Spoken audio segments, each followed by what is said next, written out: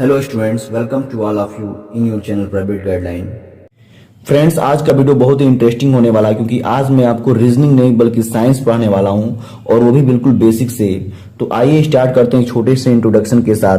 But इससे पहले आपने अगर पेन और कॉपी अपने पास नहीं रखा है तो उसको ले लीजिए क्योंकि आपको एक बेहतरीन नोट्स मिलने वाला है जो कि हर एक कॉम्पिटिटिव एग्जाम में काम आएगा। तो चलिए स्टार्ट करते हैं अपने वीडियो को। तो फ्रेंड्स, साइंस को हम हिंदी में विज्ञान बोलते हैं। साइंस को हम हिंदी में विज्ञान कहते हैं। हाँ, ये थोड़ा सा फनी हो गया क्योंकि आप सभी को पता है कि साइंस को विज्ञान ही बोलते हैं, बट इसका रीजन आपको यहाँ सामने मिल रहा है। विज्ञान को इंग्लिश में क्या कहते हैं?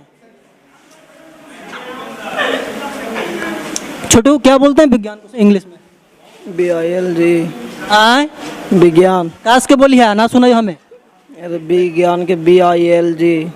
अच्छा, विज्ञान को इंग्लिश में BILG बोलते हैं। तो अगर ये रीजन आपको पसंद आया हो तो वीडियो को लाइक जरूर कीजिएगा। खैर, इससे कोई मतलब नहीं है, हमें डिफिनेशन जानना है इसका। तो डिफिनेशन क्या होता है ये देखते हैं। साइंस का जो डिफिनेशन है, तो साइंस किसे कहते हैं आइए हम जानते हैं। तो जो द्रव्य होता है, किसी भी द्रव्य को मैं मैटर बोलता हूं। किसी भी द्रव्य का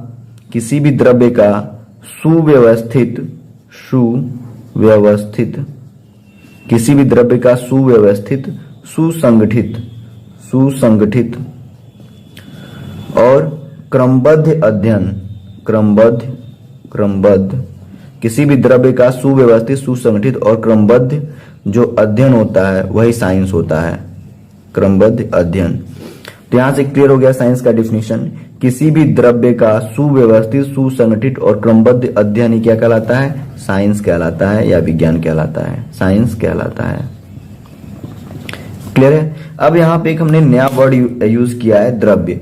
तो आइए जानते हैं कि द्रव्य क्या होता है, क्योंकि आप कहेंगे कि द्रव्य का सुव्यवस्थित, सुसंगठित, क्रमबद्ध अध्ययन विज्ञान है, बट द्रव्य क्या है? तो इसे भी हम जान लेते हैं। तो जो द्रव्य होता है, इसके डिफिनेशन की अगर हम बात करें तो संसार की वे सभी वस्तुएं जिनमें क्या होता हो, संसार की वे सभी वस्तुएं जो स्थान ग्रहण करती हैं, संसार की वे सभी वस्तुएं जो स्थान ग्रहण करती हैं, जिनमें भार होता है और क्या होता है? जिनमें भार होता है और जिनका आकलन या जिनका अध्ययन हम अपने ज्ञानेंद्रियों से अनुभव कर सकते हैं, जिनका अनुभव हम अपनी ज्ञानेंद्रियों से कर सकते हैं, अपनी ज्ञानेंद्रियों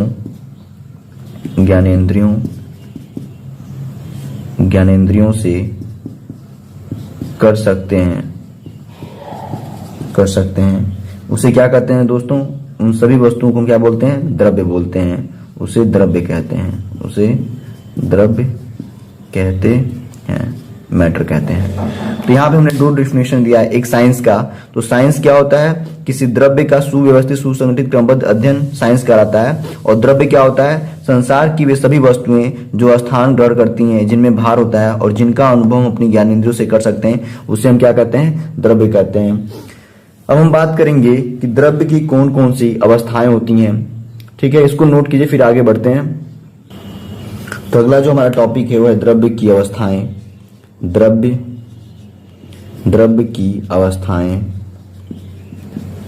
की अवस्थाएं। तो मुख्य रूप से द्रव्य की तीन अवस्थाएं मानी जाती हैं। जो पहली अवस्था होती है उसको हम बोलते हैं ठोस यानी सॉलिड। जो दूसरी अवस्था होती है उसको हम बोलते हैं द्रव, इसे हम लिक्विड कहते हैं। अब देखिए, यहाँ पे आप द्रव्य और द्रव्य में कंफ्यूज मत होइएगा। द्रव्य जो है, इसकी एक अवस्था द्रव होती है, ठीक है ना?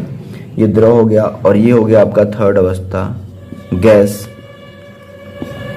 इसके अलावा भी एक अवस्था होती है, इसे हम प्लाज्मा बोलते हैं। पहले इन सब के बारे में जान लेते हैं, फिर हम प्लाज्मा के बारे में जानेंगे। तो ठोस क्या होता है इसके बारे में जानते हैं। जो ठोस होता है दोस्तों, उसका आकार और आयतन दोनों क्या होता है? निश्चित होता है। ठोस का आयतन और आकार दोनों क्या होता है? दोनों निश्चित होता है। ठोस का जो होता है आयतन और आकार दोनों निश्चित होता है। जैसे कि अब एग्जांपल की बात करें हम, तो इस मार्कर को ये देखिए, ये मार्कर क्या है? एक ठोस है, ठीक है ना। क्यों? क्योंकि इसका आकार देखिए, इसका आकार क्या है, निश्चित है।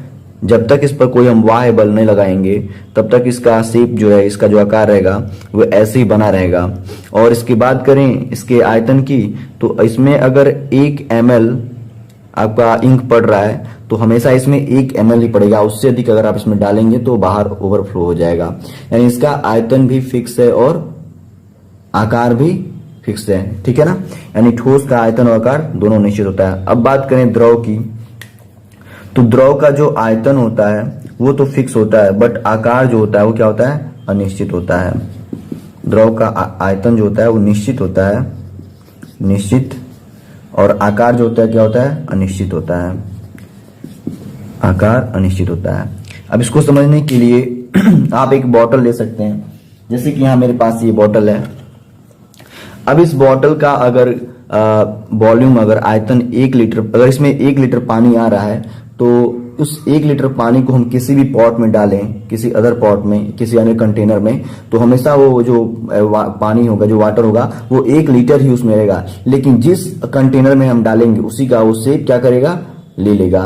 तो अभी यहाँ पे इसका शेप अगर सिलेंडर के फॉर्म में है तो इस वाटर का जो शेप बनेगा वो सिलेंडर के फॉर्म में बनेगा।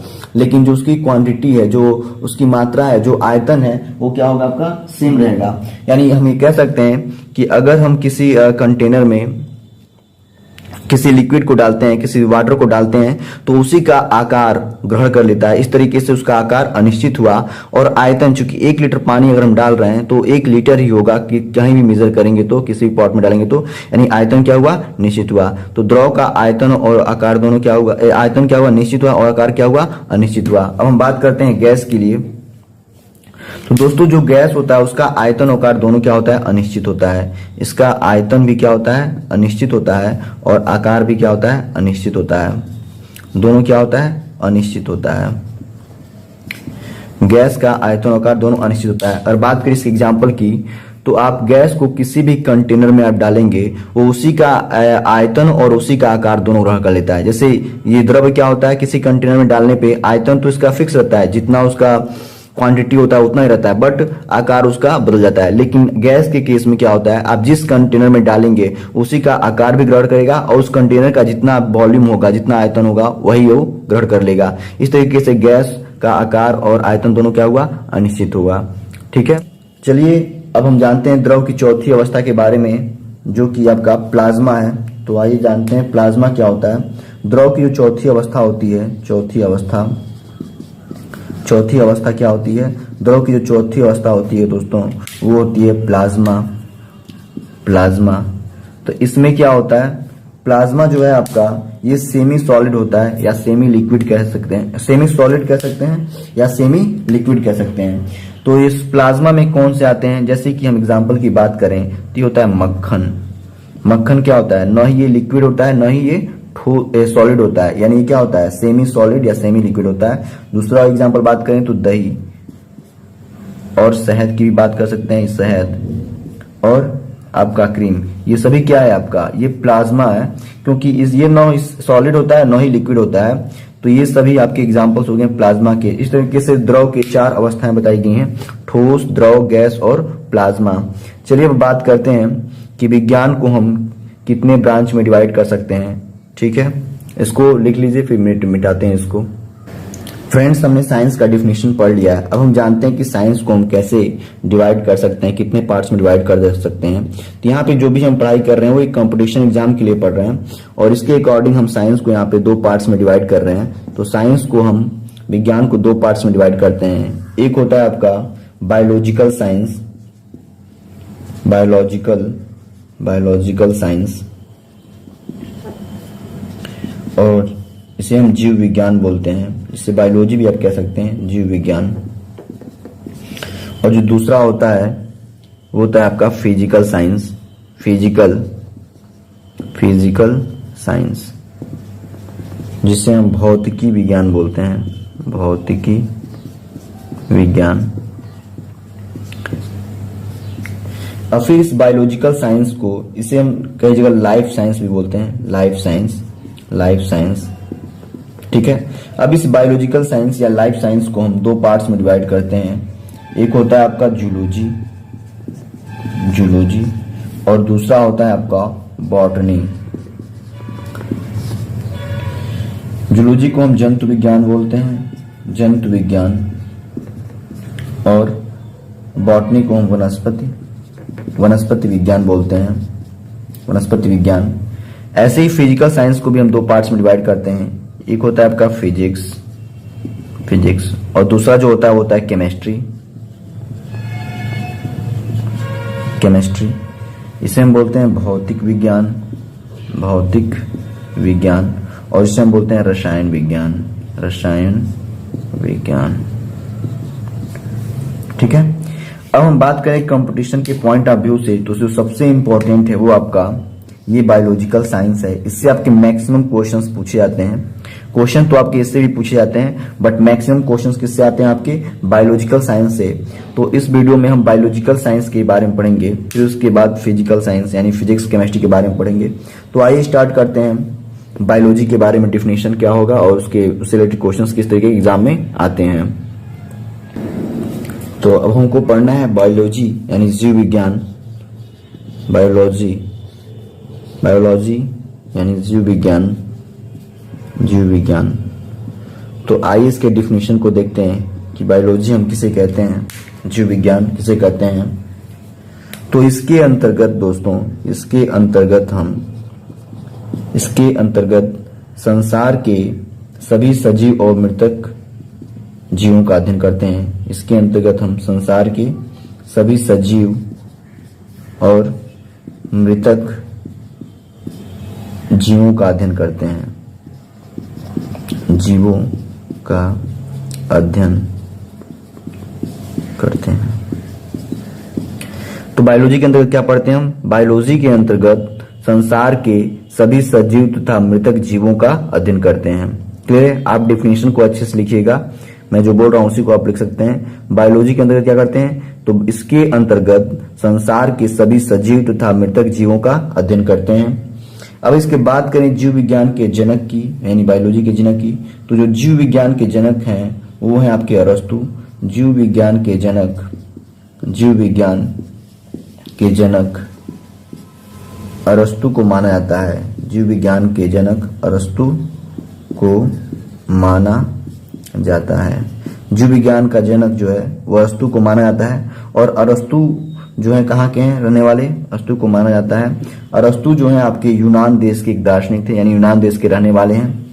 और यहाँ पे ये कभी कभी पूछा जाता है कि जीव विज्ञान शब्द किसने दिया है, तो आइए ये भी जान लेते हैं। जो जीव विज्ञान शब्द है, जीव विज्ञान शब्द जो है, इसके विषय में दो लोगों ने जानकारी दी थी। एक आपकी दी थी लैमार्क ने भी दिया था, और दूसरा जो है ट्रेविरेनस ने दिया था। इन दोनों ने जीव विज्ञान शब्द दिया था, जीव विज्ञान शब्द की जानकारी दी थी। तो एग्जाम में आपसे आएगा तो कोई एक ही ऑप्शन मिला रहेगा वहां पे, ऐसा नहीं कि दोनों ऑप्शन दे देगा, कोई एक दिया रहेगा और जो ऑप्शन दिया रहेगा उस पर आप टिक लगाएंगे कि जीव विज्ञान शब्द किसने दिया था। तो या तो लैमार्क लगा दीजिएगा या फिर ट्रेविरेनस, मतलब जो दिया होगा वही आप लगाएंगे, दोनों ऑप्शन नहीं मिलेगा। तो यहां से क्वेश्चन यही बनता है कि जीव विज्ञान के जनक कौन है, तो अरस्तु हो गए। जीव विज्ञान शब्द किसने दिया था, तो लैमार्क और ट्रेविरेनस ने दिया था। अब यहां से एक और क्वेश्चन आता है कि जीव विज्ञान के अंतर्गत हम किसका अध्ययन करते हैं। तो जीव विज्ञान में अध्ययन किया जाता है, तो ऑप्शन में अक्सर कंफ्यूजन हो जाता है। तो यहाँ पे एक क्वेश्चन अक्सर एग्जाम में पूछता है कि जीव विज्ञान के अंतर्गत जीव विज्ञान में किसका अध्ययन करते हैं, अध्ययन करते हैं। ये जो क्वेश्चन है बहुत सारे एग्जामों में पूछा हुआ है कि जीव विज्ञान में हम किसका अध्ययन करते हैं। तो वहां पे आप अगर इस डिफिनेशन को पढ़े हैं तो बता सकते हैं कि सजीव और मृतक जीवों का अध्ययन करते हैं, बट एग्जाम्पल देने के बाद बच्चों को कंफ्यूजन हो जाता है। जैसे कि एग्जाम्पल दिया हुआ था उसमें सभी सजीव जंतुओं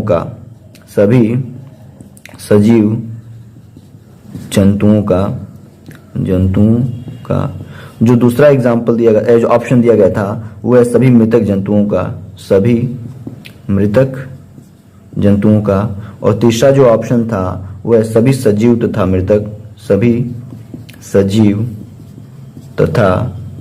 मृतक जीवों का, और जो चौथा ऑप्शन था वो था सभी सजीव तथा निर्जीव का, तथा निर्जीव का। अब यहाँ पे देखिए बच्चों को ज्यादातर क्या करते हैं कि सभी सजीव जंतुओं का, ऐसे जीव विज्ञान, वो जीव देख के समझते हैं कि सभी सजीव का ही अध्ययन किया जाता होगा, तो ऑप्शन ये मार दे के चले जाते हैं। बट ये क्या है आपका, ये रॉन्ग है, ठीक है ना। और कुछ लोग तो ये इसको ट्रिक लगा देते हैं कि सभी सजीव तथा निर्जीव, तो यहाँ पे ये भी क्या होता है, ऑप्शन रॉन्ग हो जाता है। आपका राइट आंसर क्या होता है कि सभी सजीव तथा मृतक जंतुओं का अध्ययन करते हैं हम जीव विज्ञान के अंतर्गत, ठीक है।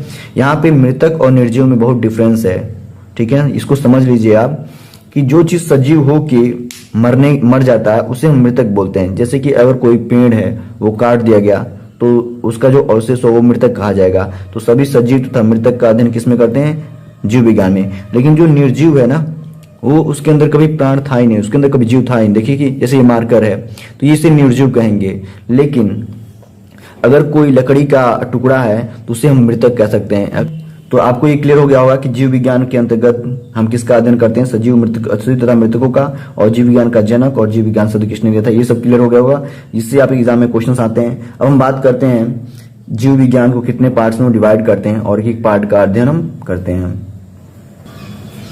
तो दोस्तों जीव विज्ञान को हम 2 पार्ट्स में डिवाइड करते हैं।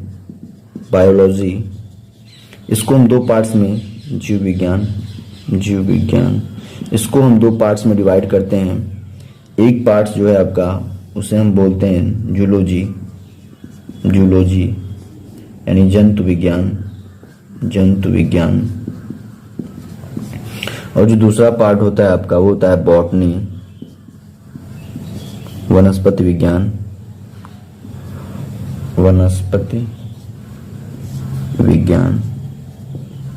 ठीक है। इस तरीके से हमने देखा कि जीव विज्ञान को हम 2 पार्ट्स में डिवाइड करते हैं, जूलॉजी और दूसरा होता है आपका बॉटनी। अब हम एक एक करके जानते हैं कि जूलॉजी में क्या होता है और बॉटनी में क्या होता है। तो आइए हम जानते हैं जूलॉजी क्या होता है। इसके लिए इसे मिटा देते हैं, आप इसे लिख लीजिएगा। अब हम जानते हैं जूलॉजी के बारे में कि जूलॉजी होता क्या है। तो जूलॉजी के अंतर्गत यानी जंतु विज्ञान के अंतर्गत हम सभी सजीव तथा मृतक जंतुओं का अध्ययन करते हैं। इसके अंतर्गत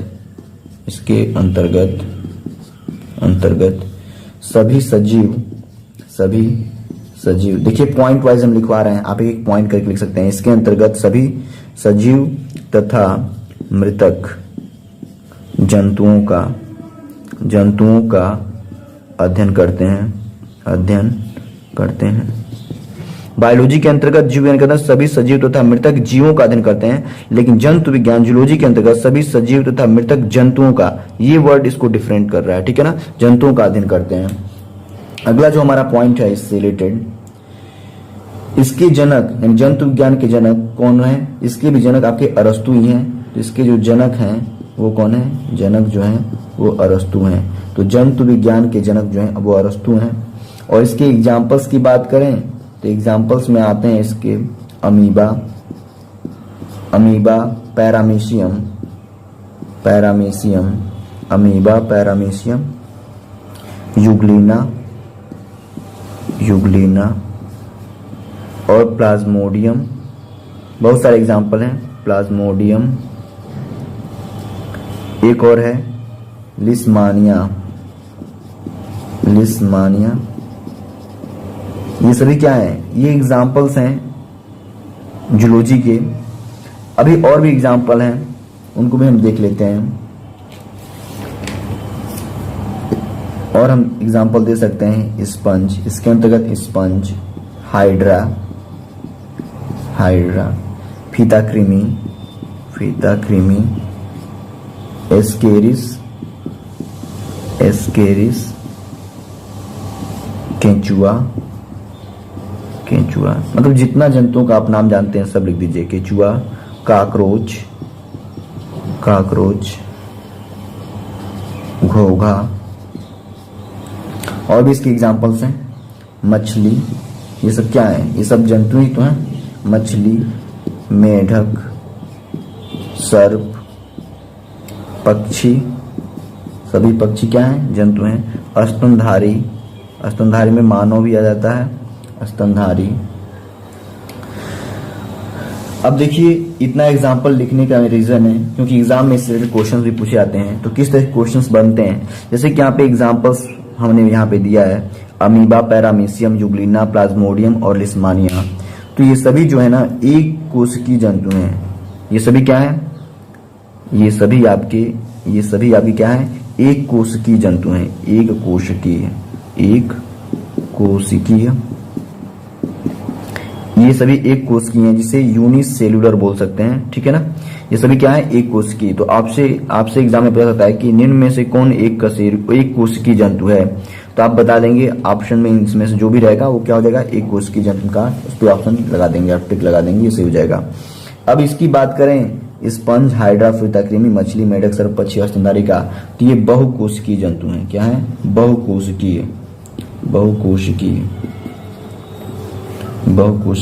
जंतु हैं। तो क्लियर है? ये सब क्या है? आपके एक कोशिकीय जंतु हैं, ये आपके बहुकोशिकीय जंतु हैं। अब बात करें स्तनधारी के लिए, तो इससे रिलेटेड कुछ इंपॉर्टेंट फैक्ट हैं, उसको भी हम जान लेते हैं। तो स्तनधारी होते हैं, उसके अंदर कौन कौन से आते हैं, तो इसको नोट कीजिए, फिर इरेज करते हैं। तो फ्रेंड्स, स्तनधारी से बहुत सारे क्वेश्चंस बन के आते हैं, तो एक बार इसको हम देख लेते हैं। स्तनधारी, तो स्तनधारी के जो अंतर्गत हैं वो प्रोटोथीरिया, मेटाथीरिया और यूथीरिया, 3 पार्ट्स में इसको हम डिवाइड करते हैं। प्रोटोथीरिया,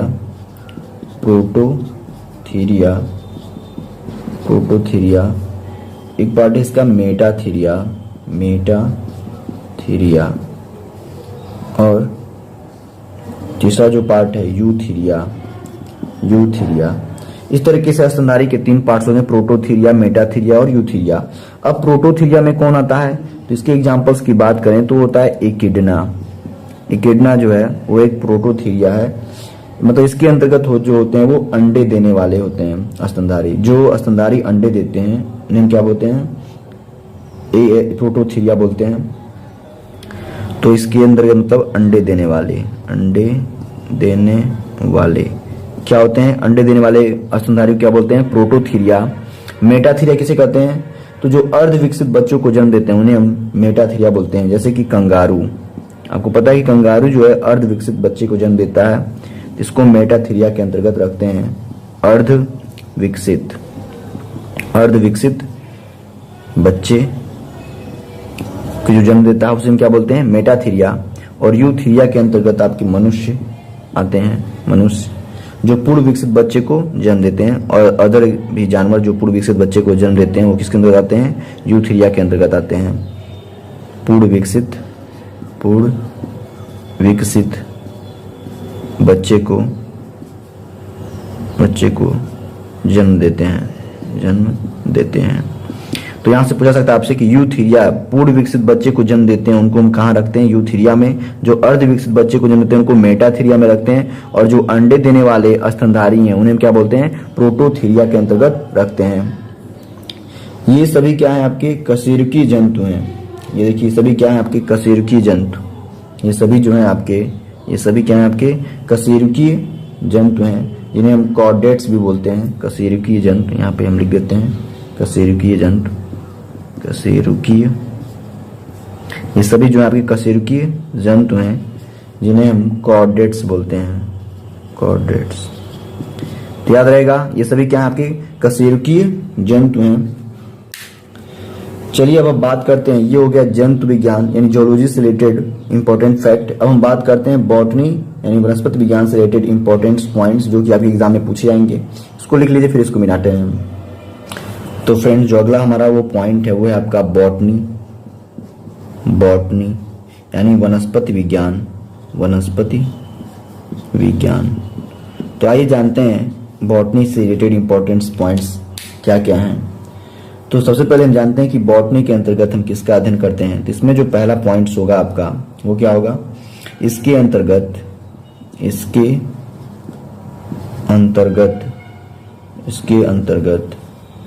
सभी सजीव तथा मृतक वनस्पतियों का अध्ययन किया जाता है। जैसे जूलॉजी के अंतर्गत जंतु का करते थे, तो बॉटनी के अंतर्गत वनस्पतियों का। इसके अंतर्गत सभी सजीव तथा मृतक वनस्पतियों का अध्ययन किया जाता है। ठीक है, आप आगे इसको सेंटेंस को कंप्लीट कर लीजिएगा। इसमें जो दूसरा पॉइंट है, अक्सर पूछा जाता है कि बॉटनी के जनक कौन है। तो बॉटनी के जनक दोस्तों थियोफ्रेस्टस को माना जाता है। इसके जो जनक हैं, जनक कौन है आपके? थियोफ्रेस्टस। थियोफ्रेस्टस बॉटनी के जनक कौन है? थियोफ्रेस्टस। अब इसके एग्जाम्पल्स की बात करें तो एग्जाम्पल्स में इसमें पहला एग्जाम्पल शैवाल, शैवाल, कवक, लाइकेन, लाइकेन, जीवाणु, माश, फर्म। अब बात करें दूसरे एग्जाम्पल्स की तो यह आपके हो गए cycas, cycas, cycas, Pinus, Pinus, ephedra, ephedra, sequoia, sequoia और गिंगो वाइलोवा, गिंगो वाइलोवा। ये जितने भी नाम लिखे जा रहे हैं दोस्तों, ये किसी न किसी एग्जाम में पूछे हुए हैं, इसलिए मैं उनको एक एक करके लिख रहा हूं। तो अब जानते हैं शैवाल, कवक, लाइकेन, जीवाणु, मांस और फर्म, इससे किस तरह क्वेश्चन बनते हैं। तो ये सभी जो हैं आपके अपुष्पी पौधे होते हैं। अपुष्पी यानी इनमें पुष्प नहीं आते हैं। अपुष्पीय पौधे क्या होते हैं? ये सभी जो होते हैं आपके अपुष्पीय पौधे होते हैं, जिन्हें हम नॉन फ्लावरिंग प्लांट्स भी बोलते हैं। नॉन फ्लावरिंग, इंग्लिश में non flowering, non flowering plants. ये सभी क्या होते हैं? शैवाल, कवक, लाइकेन, जीवाणु, मांस, फर्म, ये सभी अपुष्पी पौधे हैं, नॉन फ्लावरिंग प्लांट हैं। अब इनकी बात करें, cycas, pinus, ephedra, sequoia, ginkgo वाइलोवा, तो ये सब क्या है? ये पुष्पी पौधे हैं, ठीक है, यानी फ्लावरिंग प्लांट्स हैं। साइकस जो होता है, इसी के द्वारा हम साबूदाना बनता है, जो हम साबूदाना व्रत में खाते हैं, फास्ट होते हैं, तो इसके द्वारा साबूदाना, साबूदाना बनाया जाता है। इस दोस्तों ये सभी इंपॉर्टेंट पॉइंट हैं जो एग्जाम में पूछे हुए हैं, यहीं पे मैं इन सबसे को मेंशन कर दे रहा हूँ। साइकस से क्या क्वेश्चन पूछा गया था कि इसके साबूदाना किससे बनता है? तो साइकस से बनता है। इसे सागोपान भी बोलते हैं। इसका एक दूसरा नाम क्या है? सागोपान, सागोपान, याद रखिएगा इस चीज को। पाइनस से क्या होता है? इसे चिरगोजा प्राप्त किया जाता है। पाइनस से क्या प्राप्त किया जाता है? चिरगोजा प्राप्त किया जाता है। चिरगोजा, चिरगोजा प्राप्त किया जाता है, प्राप्त किया जाता है, यानी पाइनस से हम चिरगोजा प्राप्त करते हैं। और इफेड्रा क्या है? इफेड्रा एक प्रकार की औषधि है, ये औषधि का काम करता है। इफेड्रा क्या है? ये एक औषधि है, तो एग्जाम में क्वेश्चन पूछ सकता है इसे। और सिकोया क्या है? सिकोया के बारे में एक इंपॉर्टेंट फैक्ट है कि ये सबसे बड़ा वृक्ष होता है। सबसे बड़ा जो वृक्ष होता है वो किसका होता है? वो होता है आपका सिकोया का, ठीक है। तो ये हमारे कुछ इससे रिलेटेड इंपॉर्टेंट पॉइंट्स थे, इसको हमने लिख दिया। ये सभी क्या है? आपके फ्लावरिंग प्लांट्स हैं। इसके अलावा फ्लावरिंग प्लांट्स के अंतर्गत कुछ और भी एग्जांपल्स आते हैं, उनको भी यहाँ पे हम मेंशन कर दे रहे हैं।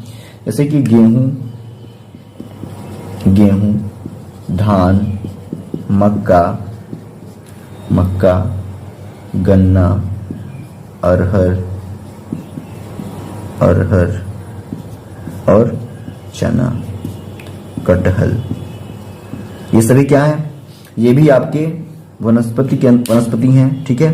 गेहूं, धान, मक्का, गन्ना, अरहर, चना, कटहल। अब इसमें क्वेश्चंस कैसे आते हैं? तो ये जो होते हैं ना, आवृत बीजी पौधे होते हैं, एंजियोस्पर्म होते हैं, जिनके बीजों के ऊपर क्या पाया जाता है? आवरण पाया जाता है। जैसे गेहूं, धान, मक्का, इन सब बीजों के ऊपर क्या पाया जाता है? आवरण पाया जाता है। तो ये सभी क्या है? आवृत बीजी पौधे हैं। क्वेश्चंस आपके एग्जाम में पूछा सकते हैं कि आवृत बीजी पौधे कौन है? आवृत बीजी, आवृत बीजी पौधे, ये सब क्या है? आवृत बीजी पौधे, यानी एंजियोस्पर्म, एंजियोस्पर्म, ये सभी क्या है? एंजियोस्पर्म, आवृत बीजी पौधे, यानी जिनके बीजों के ऊपर आवरण पाया जाता है। और दोस्तों इसकी हम बात करें, ये सभी जो है आपके साइकस और गिंगो वाइलोवा तक के जो है ये नग्न बीजी पौधे होते हैं। यहाँ पे हम मेंशन कर दे रहे हैं, नग्न बीजी पौधे, नग्न बीजी पौधे, ठीक है ना। जिम्नोस्पर्म, इन्हें हम नग्न बीजी पौधे कहते हैं। तो ये नग्न बीजी पौधे हैं, ये सभी ये क्या है, आवृत बीजी पौधे हैं। तो एग्जाम में क्वेश्चन से बनते हैं। अब ये जो है आपके गेहूं, धान, मक्का, गन्ना, अरहर, चना, कटहल, ये सभी क्या है आपके, ये जो सभी हैं आपके मोनोकॉट हैं, एक बीज पत्री हैं। क्या है ये, मोनोकॉट, एक बीज पत्री हैं। जबकि आपका अगर आम की बात करें, आम, तो ये जो होता है डाइकॉट होता है, डाइकॉट, द्विबीजपत्री। कटहल भी देखिए यहाँ पे, इस चीज को यहाँ से आप यहाँ लिख लीजिए, कटहल जो होता है, कटहल, ये सब क्या होते हैं, डाइकॉट होते हैं, द्विबीजपत्री होते हैं। और ये भी आपका क्या होता है, ये भी आपका फ्लावरिंग प्लांट, और ये भी आपका फ्लावरिंग प्लांट, ये पुष्पी पौधे होते हैं, यहाँ तक लिख देते हैं। ये सब क्या है, फ्लावरिंग प्लांट्स हैं, फ्लावरिंग प्लांट्स यानी पुष्पी पौधे हैं। ठीक है, तो आपसे जो क्वेश्चन जो बन रहे हैं वो क्या आते हैं कि अपुष्पी पौधे कौन है, पुष्पी पौधे कौन है, डाइकोट, मोनोकोट, और आवृत बीजी पौधे और नग्न बीजी पौधे कौन कौन से हैं। तो ये इंपॉर्टेंट पॉइंट्स थे हमारे लिए वनस्पति विज्ञान से संबंधित और जंतु विज्ञान और बायोलॉजी। तो ये हम बेसिक चीज पढ़ चुके हैं। फिर मिलते हैं अगले वीडियो में। अगर वीडियो पसंद आए तो इसे लाइक से सब्सक्राइब करना ना भूलें। Thank you for watching, thank you.